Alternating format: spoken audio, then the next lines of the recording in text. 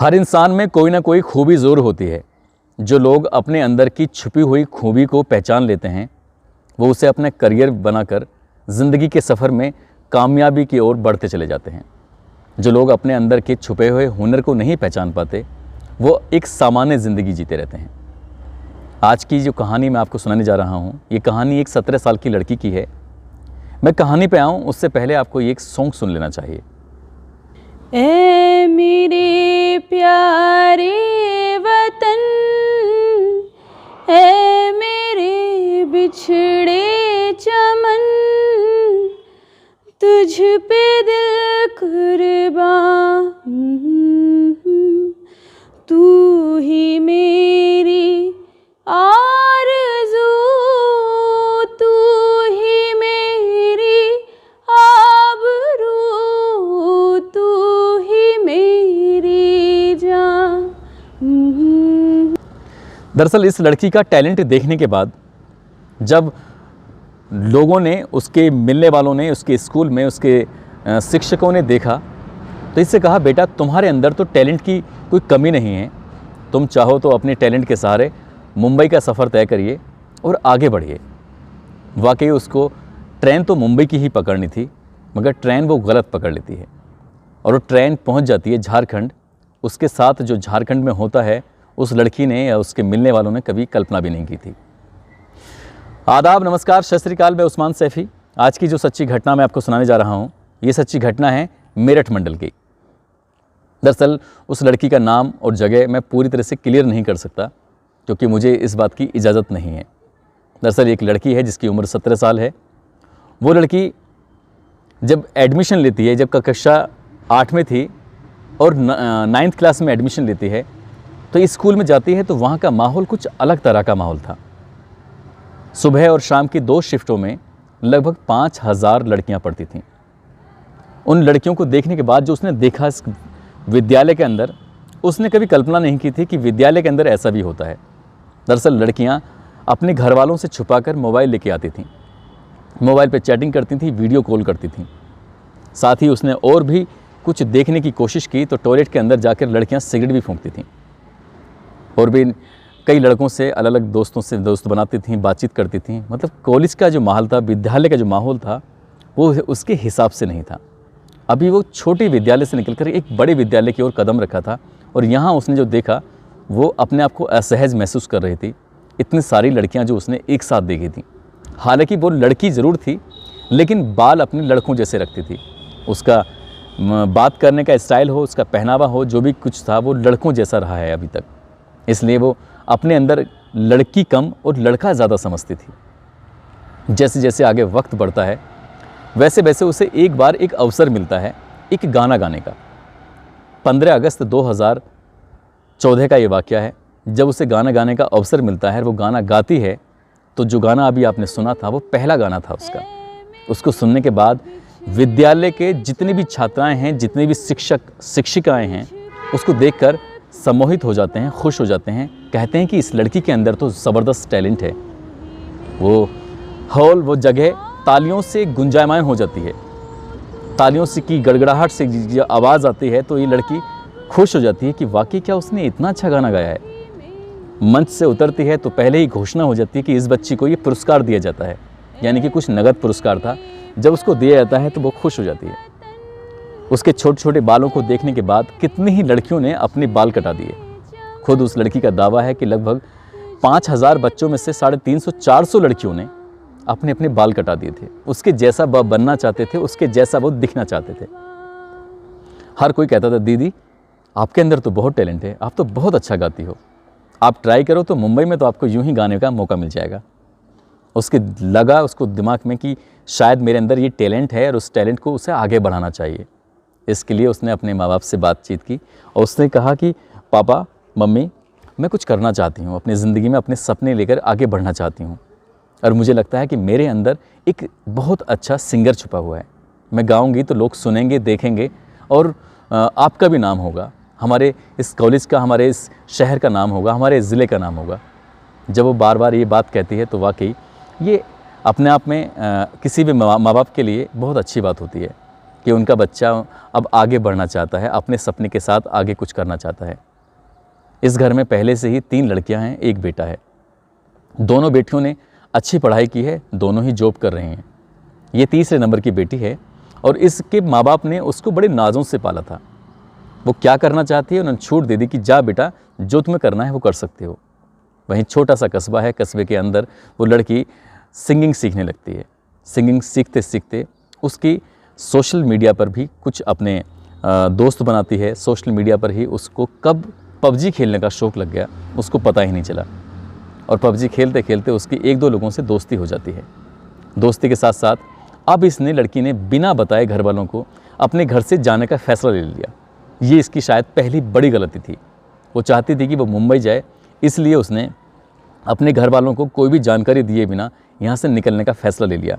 मगर इस बीच उसने अपने घर वालों को, अपने पापा को फ़ोन किया, और पापा को फ़ोन करने के बाद कहा कि पापा मैं मुंबई जा रही हूँ, आप मुझे तलाश करने की कोशिश मत करना। इसके पापा ने कहा कि मुंबई जाना है तो मैं आपको भेज दूँगा, तुम परेशान क्यों होती हो, वहाँ बहुत सारी ज़रूरत हैं, कहाँ रहोगी, क्या खाओगी, क्या पियोगी, किसके साथ रहोगी, बहुत सारी दिक्कतें हैं, तुम परेशान बिल्कुल मत हो, मैं तुम्हारे साथ हूँ, मैं तुम्हारे सपने को पूरा कराने में हर वक्त हर चंद मैसेज कोशिश करूँगा, लेकिन तुम इस तरह से ना जाओ। इतना करना था और उस लड़की ने अपना मोबाइल को स्विच ऑफ किया और मामला ख़त्म हो जाता है। यानी कि 12 जनवरी 2022 को वो लड़की अपने घर से लगभग सुबह के 11 बजे के आसपास अपना कुछ सामान लेकर निकल जाती है। जाना दिल्ली था, दिल्ली ही पहुंचती है, लेकिन दिल्ली से वो ट्रेन पकड़ती है, बजाय मुंबई के सीधा लखनऊ की तरफ चली जाती है। लखनऊ में कुछ टाइम रहने के बाद उसके जब पैसे ख़त्म हो जाते हैं तो पबजी पर जो उसका एक दोस्त बनता है, उस दोस्त को फ़ोन करती है और उससे कहती है कि मुझे तुम्हारी मदद की ज़रूरत है। इधर घर वाले अपनी बेटी को लेकर बेइंतहा परेशान हो जाते हैं, और उनकी परेशानी वाकई लाजमी थी। अपनी बेटी को आसपास के घरों में, आसपास के दोस्त जितने भी थे, उसके स्कूल में पढ़ने वाले दोस्तों से, जितनी भी लड़कियां उसकी फ्रेंड थीं, सब लड़कियों से पता किया जाता है बेटी कहाँ है। आखिर उसका कोई पता ही नहीं चल पा रहा है। पिता जब हार थक जाता है तब वो थाने जाता है, जाकर कहता है कि मेरी बेटी सिंगर बनना चाहती थी, इसलिए वो कह रही थी कि मैं मुंबई बांद्रा के लिए निकली हूँ, और अभी तक उसका कहीं कोई खोज, उसकी कोई खबर नहीं है। पुलिस इस मामले को शुरुआत में तो गंभीरता से नहीं ले रही थी, लेकिन जब पिता बार बार थाने जाता है तो पिता को पुलिस वाले धमका देते हैं, डरा देते हैं, भगा देते हैं, कहते हैं कि चुनाव चल रहा है, तुम परेशान मत करो और यहाँ से जाओ। लड़की का बाप था, लड़की भले ही चाहे उस घर में 3 थीं, लेकिन हर बच्ची को वो बड़े नाज़ों के साथ पाल रहे थे। इसके बाद जब कोई सफलता नहीं मिलती है तब वो एक भले व्यक्ति को फ़ोन करके पूछते हैं कि मुझे क्या करना चाहिए। सीधा ही वो भला व्यक्ति उसको एसएसपी का एक रास्ता दिखाता है, नंबर देता है कि आप एसएसपी से बात करिए। एसएसपी के पास जाने के बाद कहते हैं कि साहब मेरी बेटी घर से चली गई है नाराज़ होकर, हो सके तो प्लीज़ उससे वापस करा दीजिए। एसएसपी इस मामले को बड़ी गंभीरता से लेते हैं और संबंधित थाने में फ़ोन करके कहते हैं कि इस लड़की को जल्द से जल्द तलाश करके निकाला जाए, अगर लड़की नहीं आती है तो आपके खिलाफ़ कार्रवाई की जाएगी। वो व्यक्ति बताता है कि साहब, पुलिस वाले कहते हैं कि चुनाव का दौर चल रहा है, इसलिए चुनाव में ये बेटी हम लोग चुनाव की ड्यूटी करें या आपकी बेटी को ढूंढ के लेके आएँ। लेकिन एसएसपी का आदेश था, इसलिए टालने वाली कोई बात नहीं थी। अब इस बेटी का जो मोबाइल नंबर था, उस मोबाइल नंबर के आधार पर उसकी सीडीआर निकलवाते हैं और सीडीआर से पता चलता है कि लड़की की जो लास्ट लोकेशन है वो लखनऊ की तरफ है, यानी कि झारखंड की तरफ है। और झारखंड की तरफ ऐसे निकल के आती है कि एक व्यक्ति के जो झारखंड का निवासी है उसकी ये कॉन्टैक्ट में आ चुकी थी। कॉन्टैक्ट में आने के बाद उसी के यहाँ पर रहना, उसी के यहाँ पर खाना पीना सब चल रहा था। घर से निकली तो थी सिंगर बनने के लिए, मगर इसे ये रास्ता कैसे भटकी, ये वाकई अपने आप में एक सवाल था। इसको लेकर घर वाले, पुलिस वाले, सभी लोग परेशान थे। और जब उसकी लोकेशन मिल जाती है तो उसके पिता को पुलिस वाले साथ लेकर चले जाते हैं सीधा झारखंड। और झारखंड में वो ऐसे सुनसान जंगलों के इलाके में रह रही थी जहाँ पर शायद आदिवासी लोग रहते हैं, जहाँ पर शायद इंसान कम रहते हैं, बल्कि पेड़ पौधे ये वगैरह या जंगली जानवर ज़्यादा रहते हैं। उसकी जान को ख़तरा भी हो सकता था। लड़की वहीं रह रही थी, अब क्या था क्या नहीं, इस बात को लेकर पुलिस वाले भी परेशान थे।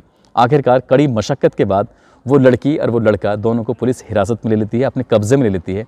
और ट्रेन का सफ़र जब तय करने की कोशिश करते हैं तो यहाँ से ट्रेन जब झारखंड से इधर मेरठ की तरफ चलती है, तब वही उसी लड़की से, उसमें एक दरोगा है, उसके साथ 1-2 साथी और हैं, वो लड़की है और उस लड़की के जो प्रेमी या जो भी कहें वो लड़का झारखंड का, वो भी साथ में था।